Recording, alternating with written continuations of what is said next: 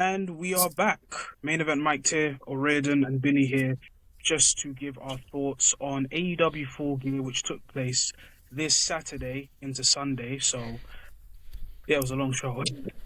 But it was overall, Long show. yes, a long show once again from Tony Khan, who, which funny enough, came from his talk with Eri Hawani. His reasoning for the long shows, and I even think someone from media even asked him why he does these long shows. But we'll get into that later on. But this is just going to be the main focal point of the video, a Full Gear review. Overall, really good show. I think that's kind of the general consensus with these AEW pay-per-views. All their shows are either good to great. Haven't really hated an AEW show. I think, of course, the biggest issue, I would say, Billy, is that the shows are very, very long. That's the case. They're too long. So Yeah. a lot of people say WWE's are too short, but I'm taking WWE's over AEW's any day. Yeah, I could see. Yeah. Not the quality, but just the duration of these pay-per-views are just so goddamn long. Yeah. Yeah, and you know what's funny? Because I can kind of count. So from here, there was 1, 2, 3, 4, technically 5, 6 matches that went near 20 minutes. So it was from either 19 to 23 minutes.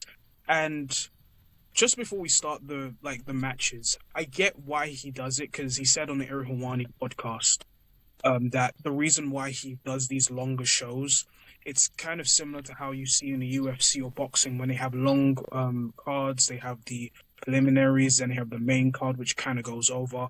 But I feel like that's kind of also boxing, but it's kind of different with wrestling. I think you have to gauge it as well. You also have to gauge the audience. I think there's going to be a clear difference between a wrestling audience and an MMA/boxing audience, where the wrestling, of course, is going to be slightly different towards certain other matches.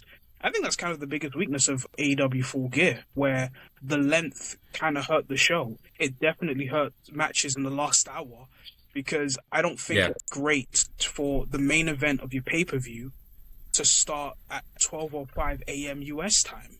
They're going to be conked. They're going to be tired. And I think that should be something where Tony should... I understand that he wants to deliver more, because you're buying it on pay-per-view compared to, let's say, back in the day when we had WWE Network for free and everything, which in a way kind of killed the pay-per-view model to an extent. And try to give the fans all these matches, all these other things. But I think you should also gauge that your audience kind of gets tired after a 4-hour pay-per-view, a 1-hour pre-show, which ultimately leads itself to 5 hours. So I think for next time, you should just really gauge it, really. I remember when I think WWE started changing it at WrestleMania 35. Yeah. How bad the crowd died. Yeah. For its historic main event, and WWE learned from then. I think we can't keep doing this because it's ruining the shows. Yeah. Because I even remember, I think it was the trend of the long pay-per-views, especially on WWE. I think it was, I don't know if it was WrestleMania 32 that started it. I know WrestleMania 33, I felt it, because I was watching it with one of my friends. Yeah. And they didn't end until like nearly 5 in the morning, bro. And this is UK time. Yeah. For anyone who's in the US, this is UK time. And I'm like, why? And it happened 34, then 35. And then they changed it after COVID, and they've made it a 2-day show, which I think is maybe the best option for them now. But yeah. I think with Tony, I understand that you want to showcase the quality, because the quality is there. It was definitely on this show, but I think it's just more to gauge the quality with the timing that you do these shows. But I think it's just a thing where he's probably not going to slow down from this format, which I think he should, honestly. Yeah, I agree. I think he should. Yeah. So we had a lot of matches that were on the pre-show, and the pay-per-view actually started off with a pre-show match. They did the same thing that they did at Wrestle Dream, where it was cool when they did that Wrestle Dream, because it was completely out of nowhere. I think doing it again at Full Gear was just like, okay, we saw this. You can maybe chill on having this happen again, you get me? Yeah. So, we started off with a trios match, which had Mystico, Máscara Dorada, and Neon, who were facing the Don Callis family of Okada, Takeshita, and Hechizero. This was a fun trios match where it's a bunch of luchador moves, luchador rules, flips, everything. It was a fun match, and then of course the story is still Okada and Takeshita still going at odds with each other. There's still issues between those two, which I think is leading Yeah, towards the Continental Classic, which actually begins tonight, where this Wednesday, which I'm actually looking forward to. Um, and of course, the L Sky team won, so they retained their trios championship. And then we led into the actual opening match, which was Pac versus Darby Allin. This is continuing after Pac pretty much nearly killed Darby Allin by putting him through a table with fire on. Which why does Darby love taking these moves? G, like why? Yeah, like that's not even top five Darby Allin bumps. no, it is It's not, not even and top five. it's not. And I appreciate the courage that he wants to take these crazy moves. And this once again is going back to the Tony Khan interview where he talked about the one time when he was like, "This was not a good move." Was early this year, not early this, not early, not, I think last year with the Sting retirement match where he took that dive through the Oh, glass, the glass. Yes, which it's a crazy yes, that spot. was. Yeah, it's a crazy spot, but I'm like, if that hit anyone, that's a lawsuit, my G. That's Yeah, that's money. yeah. But the match itself, I Well, thought, yeah. Stone Cold hit someone with his truck at WrestleMania, and nothing's been heard since that. So, They probably paid a fam. They probably swept under the rug and everything got sorted. I remember Stone Cold, you're my G, yeah, but this guy was drunk. He was drunk when he was doing that. I he remember was drunk. watching. He was living his gimmick. Yes, he was. That was just. I thought. I could just see the worried faces in Stone Cold, Nick Khan. Like, this is Yeah, a lawsuit waiting to happen. And we haven't heard anything since then, so hopefully that's been calmed down. But back to this yeah, opening match. This was a really good opening match. The story of this was Pac was pretty much giving his word that he would not cheat. He did cheat because heels lie.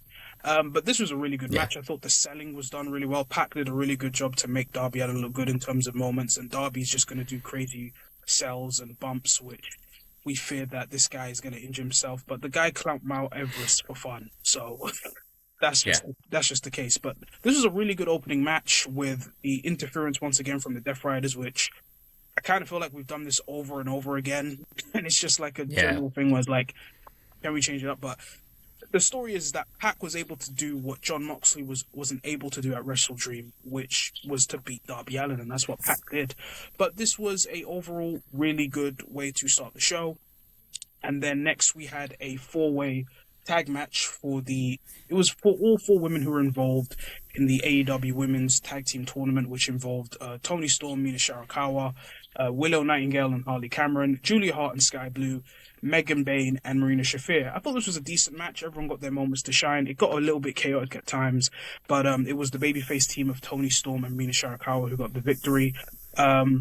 yes. With all the four women, I think from the people who won the match, I think these are pretty much the favourites to win the tag belts. Do you think, Billy? You would think so, but usually in tournaments, if there's a stipulation or a pay-per-view match, remember it used to be the old Bound for Glory series in TNA. If there was like a match on a pay-per-view, usually means that the winner's not going to eventually win the pay-per-view, the whole tournament. That's how I feel here as well.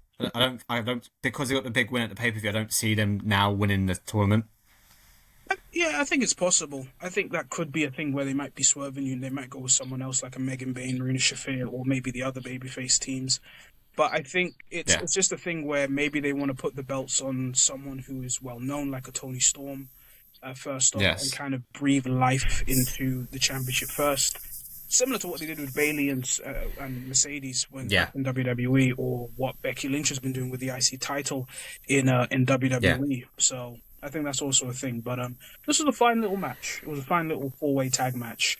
And then we got to the eliminator of 20-minute matches just to start off. This was actually one of my favorite matches of the show, which was FTR versus Brodito for the AEW Tag Team Championships. I thought this was a great tag team title match. I've really loved what Bandito and Brody King has done with the tag team championships. I think they've brought life into the tag team division, especially with the new additions or the reintroductions of Jurassic Express being intertwined into this. You have FTR, who have been here for such a very long time, well-experienced tag team. Great match. My only issue is that there were certain things where I was like, this could have been the finish. It was like so many false Yeah. nipples where it was like, okay, you're killing the crowd. This could have been the finish. This could have been the finish. This could have been the finish. And I feel like I kind of get why there's so much complaints about maybe the style of wrestling right now, where there's so much false finishes, when that could have actually been the finish instead of this. But I thought it was still a great tag team title match. FTR are now the new AEW World Tag Team Champions again.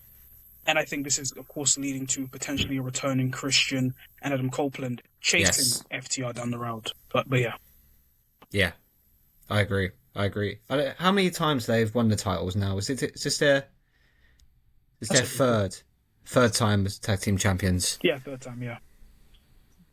So they're now tied with the Bucks as world tag team champions. Yeah, and I mean, FTR's a great team. It is a shame that Rodito's run has ended, but because I thought they were just a fun team, and I think they've been one of the fun tag teams this whole year. But I think it's clear what they're trying to set up for potentially World's End. Yeah, I agree. Yep. And then we had a 12-man casino gauntlet match for the AEW National Championship, which Ricochet won. Yeah, deserved it. I picked Ricochet to win. I just felt like... Yes, you did, yes. Yeah, just from like what this guy has... I have to give Ricochet credit this year, where even before the match, when he was beating MVP with the microphone, he's found his character. He's proven that he's not just only a very talented wrestler who he is, but he's found the character that he is. He's just an annoying nerd that surrounds himself with two other wrestlers, and I think it works. Yeah. I don't really care for them. This is what he should have. This is what he was crying out for in WWE: a chance to prove that he's not just a high flying gimmick. Yeah. Like, he can actually get on the mic, he can actually like make a crowd hate him or actually care about him. And also the spot when he joins the Death Riders was done perfectly. Yeah. It was done perfectly as well. There was a lot of good moments in this Casino Gauntlet match. You had, of course, Bobby Lashley and Shelton Benjamin starting off. Shelton Benjamin, at his age, he's just been since he's entered AEW, he's kind of reminded you that this guy is good even at the age that he's in. So I don't know. I don't think he's in the Continental Classic this year, which is a kind of a shame because he was great last time out, and I would have loved him to be involved this year as well. But that's fine as well. You had the wrestlers that you've seen here, you kind of expect. You've seen it was cool seeing Mark Davis, and it kind of reminded me how good Mark Davis is, and how the whole Don Callis family is literally, it's not a faction, it's an AEW brand. It's a separate brand. Because the amount of people... It's this NWO, ain't it? Yeah, it's just too many Dons in there. You also had Daddy Magic colliding with Daniel Garcia a bit, just to continue that off. But yeah, congrats to Ricochet. I don't really care for the national championship. I don't care for them adding another title. But if you're going to give Ricochet something, it should be this title, but hopefully you do something with it now. Yes, I agree. Hopefully they don't unify it within 3 months of it being the thing. Yeah, that would just let it play its own legacy. Yeah. Let Ricochet actually have a go at this. And then, just please, Tony Khan, no more titles after this, please. Please not. Please don't stay with this. I think Ricochet is going to be that annoying heel who... He's not going to give you a title shot. You're going to have to fight for it. He's just going to find ways just to not defend it, or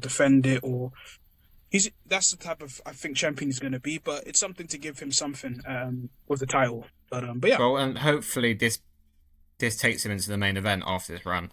Hopefully this is like okay, now let's see what you can do, because he can easily fit into that main event scene as a heel.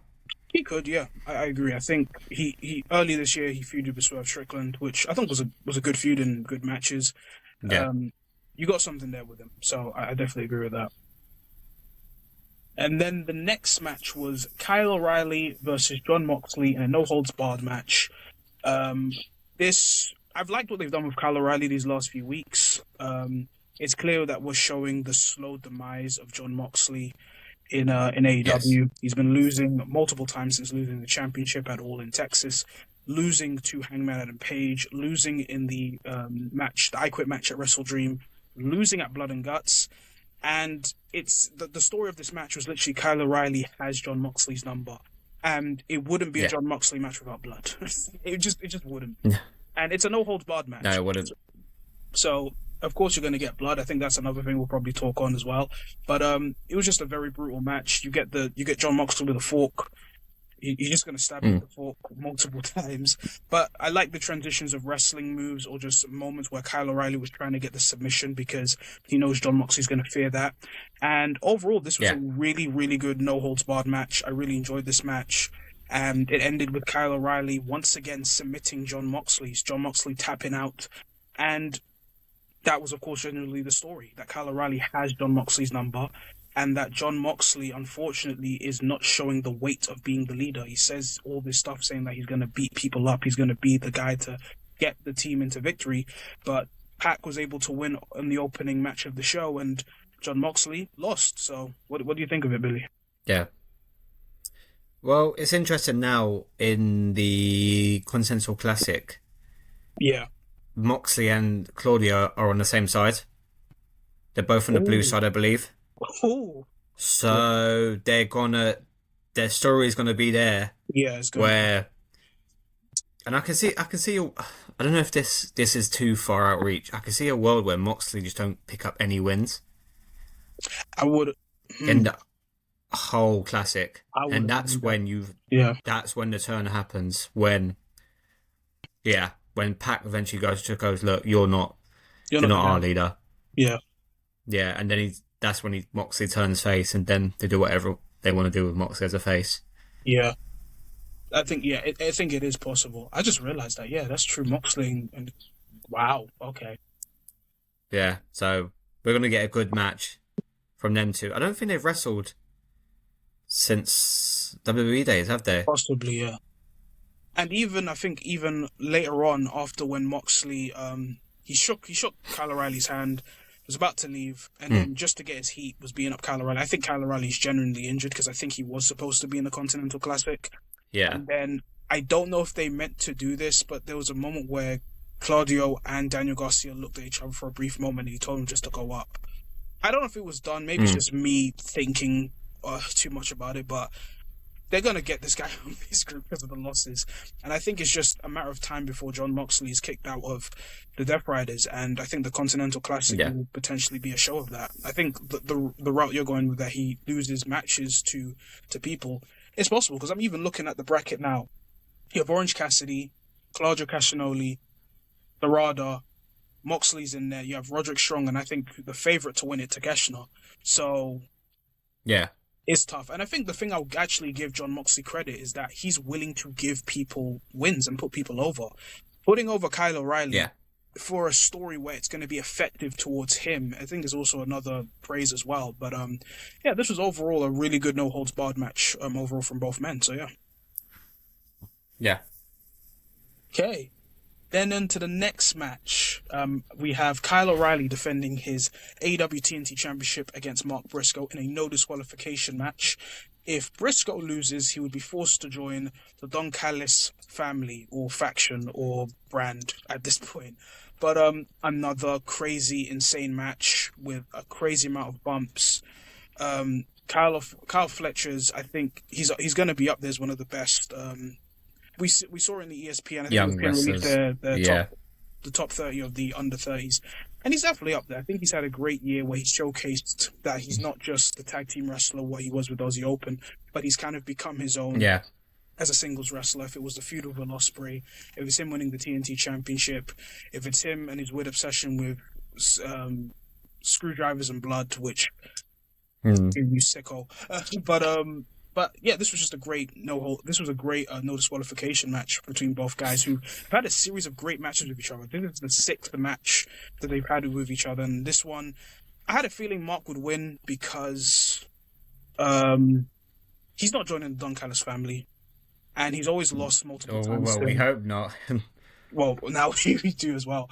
But it was just a great moment for Mark Briscoe, especially with what he's been going through the last few years, and to kind of give him this right now with the TNT Championship was also a great moment for him. So, what do you thought, Billy?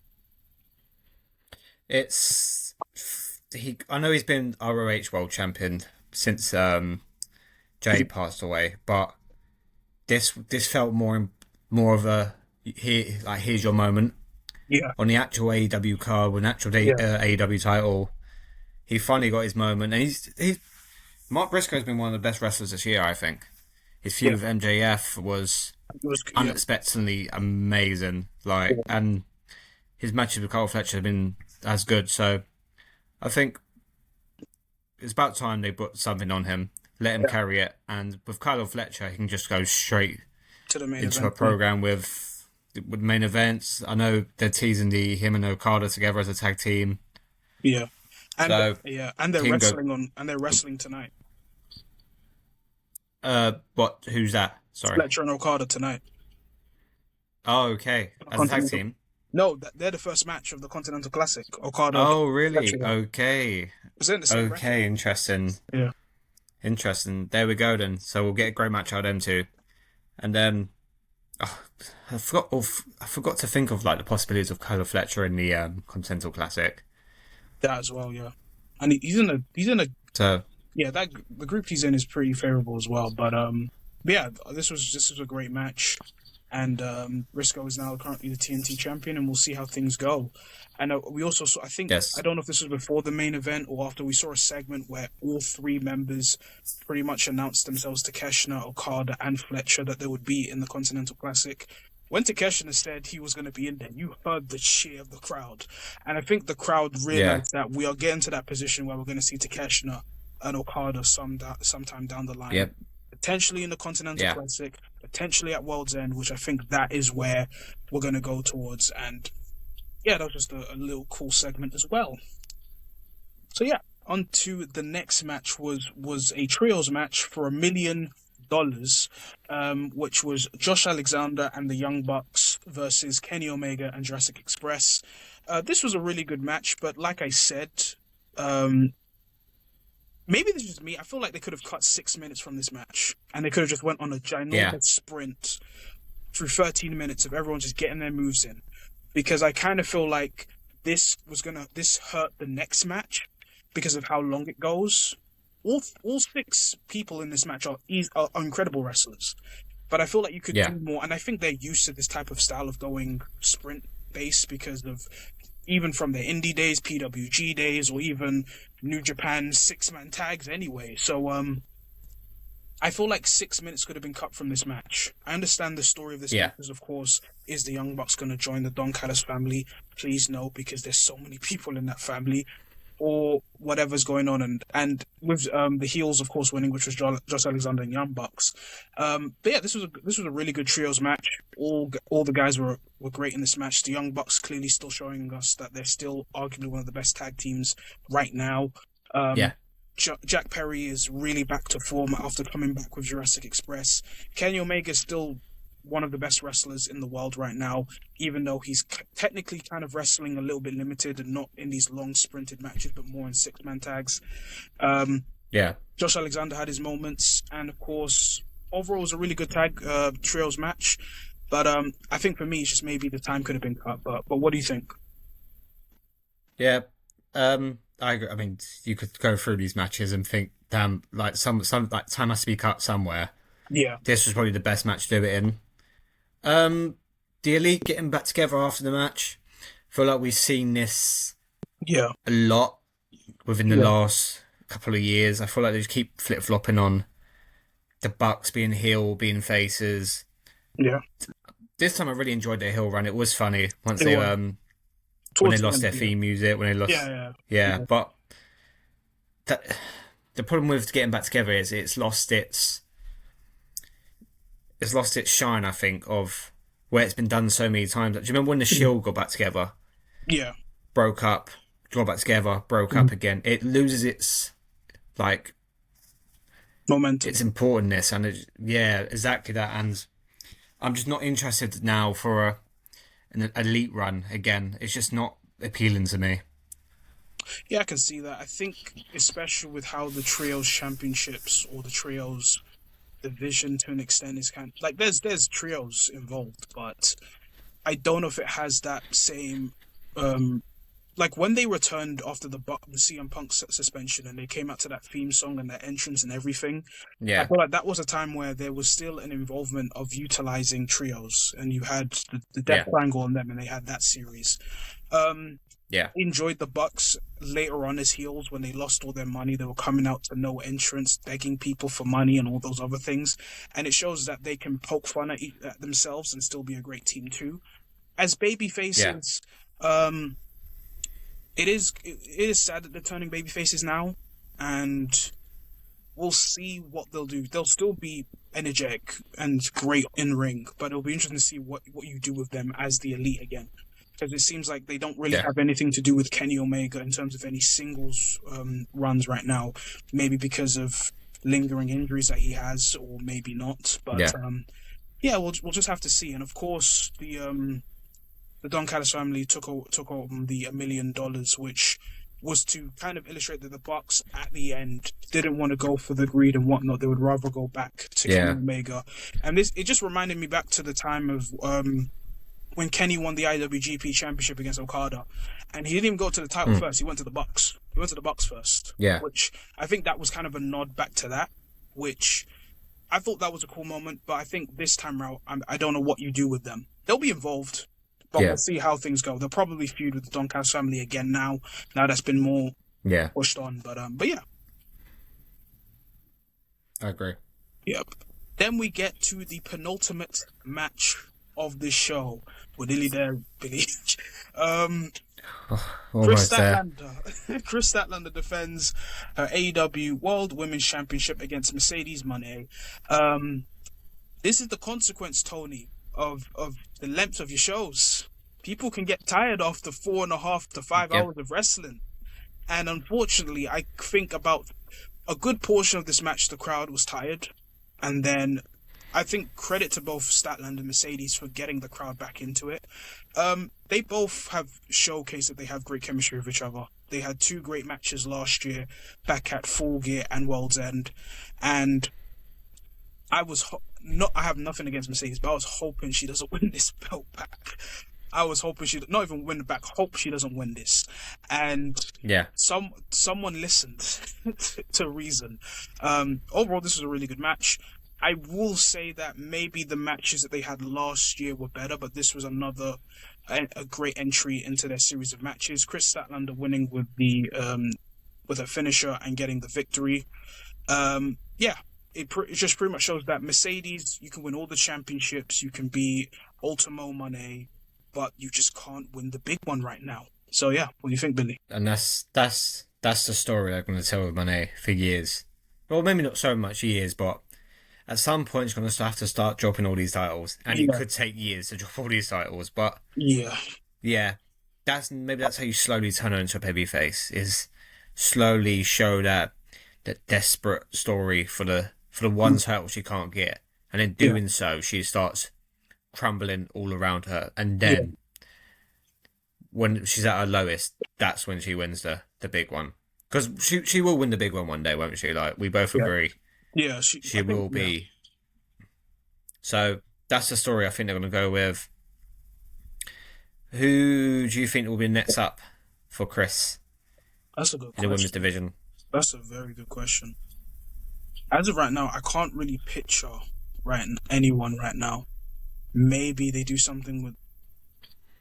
This is maybe just out of nowhere, but maybe Tekla. Okay.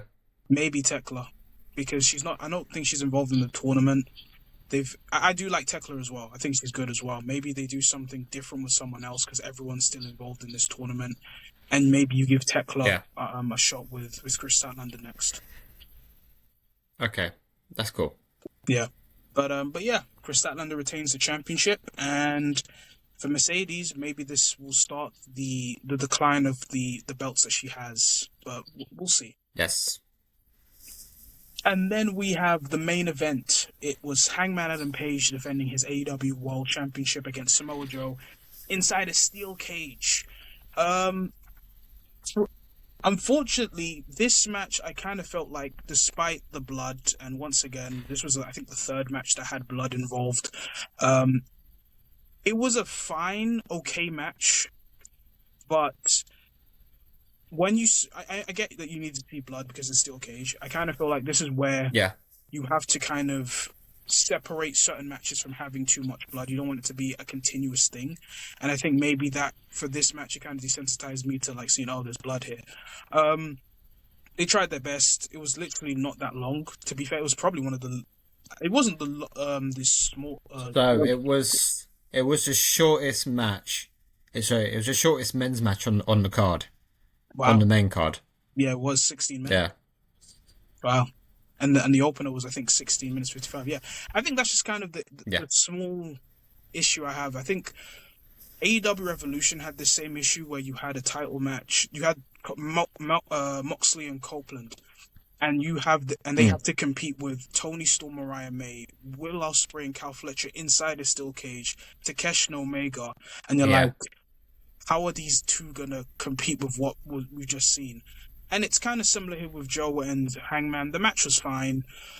Both of them can work well, but it's just like, of course, Hangman can't do his buckshot lariat because the cage is blocking the space for him to actually do it. That's why when you had the spot of the whole, the ops coming out to kind of open the door, and that's the only time he could actually land it because the door's open, he has space to launch it.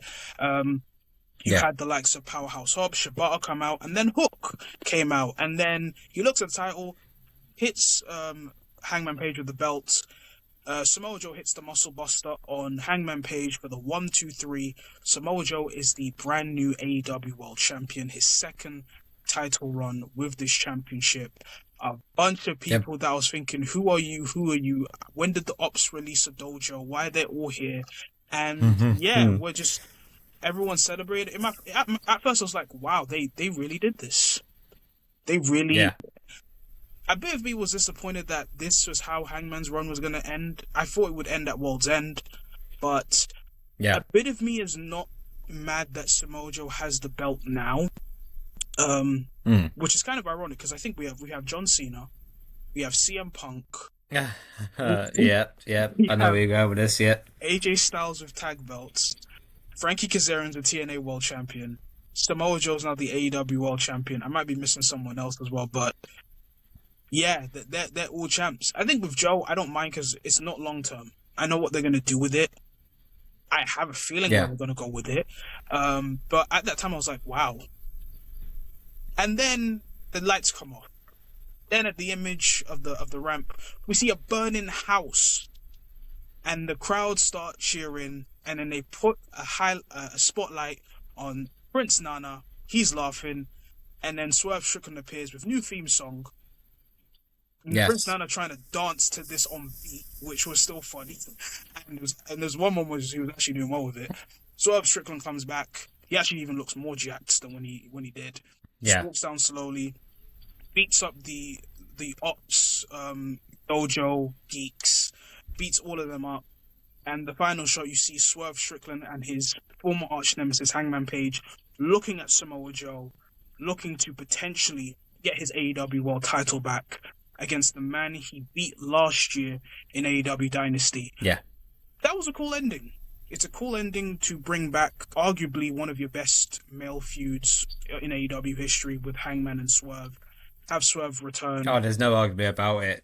That is the best feud of AEW. Yeah, it's definitely up there. I think even there was a time where Swerve was talking about on the Chris Van Vliet podcast about how they both need each other, and to bring them back here, especially after everything that's kind of gone past.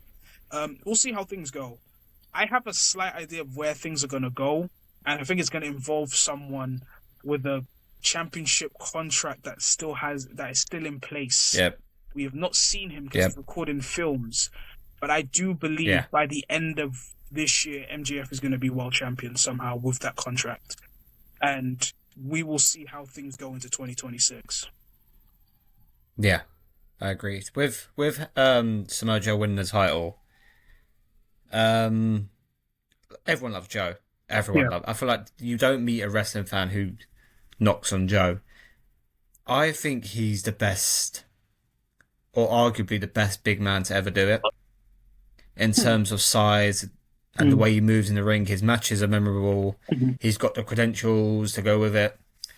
On the mic as well. I saw a question, yes, on the mic as well, heel or babyface. Yeah. I see a question online, and it was, Hangman Page has now had 2 title runs. Yeah. That have both ended. Like, the chase has been better, way better than the actual reign. Yeah. Do you agree? Where like but the both chases have been so good and booked so perfectly that the title reign actually is hammered by it. Yeah, I think you could have had a long title reign with this, but I think what I saw was that Hangman was holding on to this belt until MJF at World's End.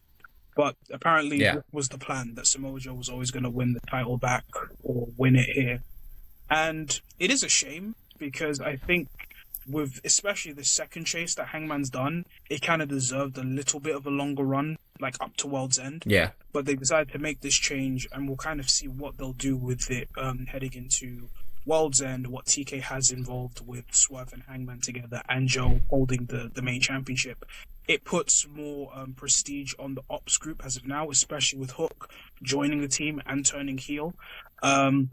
Yeah. I do feel like we have, I won't say too much of them. Like these groups, we have the Ops, we have the Death Riders, we have the Don Callis family. Don Callis. Where they're heels that will eventually get involved.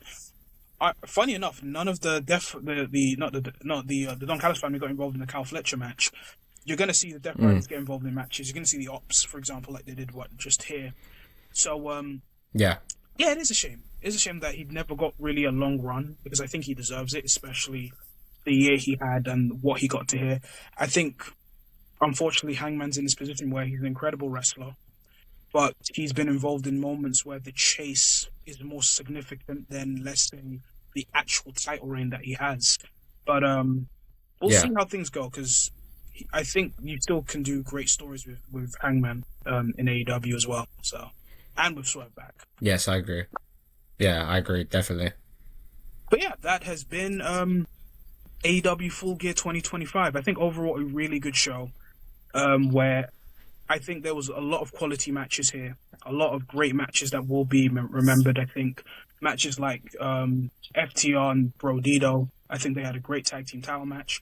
Kyle O'Reilly and John Moxley, Mark Briscoe, Kyle Fletcher. And I even think Chris Statlander and Mercedes was also a really good match, despite the crowd kind of going down a bit. And even the opener between Pac and Darby Allin was also another great match. The problem will just be, of course, the length. I think Tony Khan really just needs to kind of look at the length of these shows. And I understand that you're doing this on a Saturday night, heading into Sunday.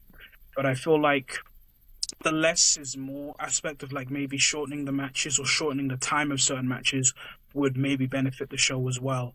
And I think maybe not have 3 matches that involve blood. Maybe, I think with AEW Revolution, there might have been way more blood, but for some reason that show felt so impactful, apart from the main event, where maybe I didn't realize it. But I think here it was just like more significant, where it's like, oh, you had 3 matches that involve blood and have no DQ stipulations to it. But nonetheless, I thought this was still a really good show from AEW, and I'm looking forward to the Continental Classic, which begins tonight. I'm looking forward to what they're going to build up towards in terms of AEW World's End. But yeah, what's your final thoughts as well, Billy? Yeah, I'm excited for the Continental Classic. I feel like it's starting to become AEW's most exciting tournament of the year. Yeah. I used to really enjoy the Owen Hart Cup, but I feel like the Continental Classic is now blown out of the water with the terms of just the matches you don't normally get. Yeah. Because there's no stake for it. But now like a John Moxley, Claudio, like a Cole Fletcher and Okada, who are in the same group. Yeah. So excited for that. Excited to see what they do at World's End with the main event with the Strickland Hangman. Are they gonna have to tag together at times? Mm-hmm. So yeah, I'm excited for what's coming up. Definitely. Yeah, I'm really looking forward to that. But yeah, that has been our thoughts on AEW Full Gear 2025. Let us know what you thought of the show. Did you enjoy the show? Did you hate your show? it's always good to like, comment, and subscribe, just in case of any other videos that will be coming up. Shortly, there'll be a video in regards to Survivor Series War Games, which will be this Saturday, and we'll be giving our predictions on who's going to win, who's going to botch. Apparently, Brock Lesnar after what happened on Monday. But yeah, that has been our thoughts on AEW Full Gear 2025. I've been Oriodan. I've been Billy. And we'll see you guys next time. Take care.